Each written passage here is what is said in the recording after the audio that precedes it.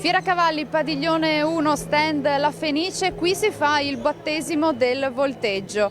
Anna Cavallaro, un'atleta che non ha bisogno di presentazioni, questa è una bellissima novità di quest'anno, di questa 124esima edizione di Fiera Cavalli. Sì, è una bellissima occasione per far conoscere il volteggio, che è uno sport ancora poco conosciuto ma che pian piano sta prendendo piede, e quindi questa Fiera Cavalli ci permette di far provare ai più piccoli e anche ai un po' più grandi cos'è il volteggio, e lo facciamo vedere prima sul cavallo finto, testare sul cavallo finto, per poi invitare tutti i bambini al Padiglione 1, appunto, dove possono provare il volteggio con i nostri due pony, Enna e Robin. Che sui pony è un'altra cosa, no? Assolutamente sì, però diciamo che già dal primo approccio riescono a fare cose che magari all'idea sembrano difficili, però con noi vicini riescono magari a testare una capriola che sembra una cosa impossibile, o magari un ginocchio senza mani, e con noi vicini riescono appunto a provare queste nuove cose. Che cosa si prova? A trasmettere la propria passione ai più piccoli, che qui hanno davvero la possibilità di provare uno sport e magari anche di appassionarsi e continuarlo anche, insomma, nel futuro.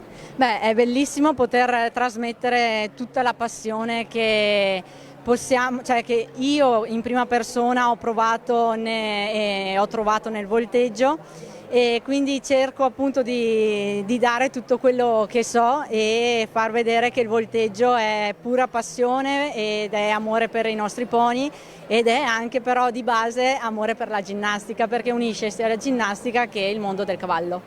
Che cosa fate provare qui nel Padiglione 1 stand La Fenice? Allora, allo stand della Fenice facciamo provare un in piedi sulle maniglie, che magari può essere un rimanere a bocca aperta quando gli chiediamo di andare in piedi.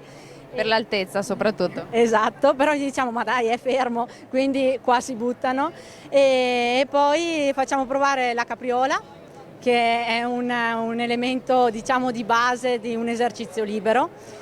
E poi magari anche ai ragazzini un po' più ginnasticati che sono pronti vediamo una verticale, quindi già da quando salgono riusciamo a distinguere se hanno già una base di ginnastica oppure no. Ecco, Anna, tu sei un'atleta straordinaria, hai fatto davvero emozionare tutto il Veneto, sei un nostro orgoglio, ora ti dedichi all'insegnamento. Com'è questa nuova avventura? Beh, diciamo che già da tempo con Nelson mi dedicavo ai nostri ragazzi atleti, e quindi la passione c'era già.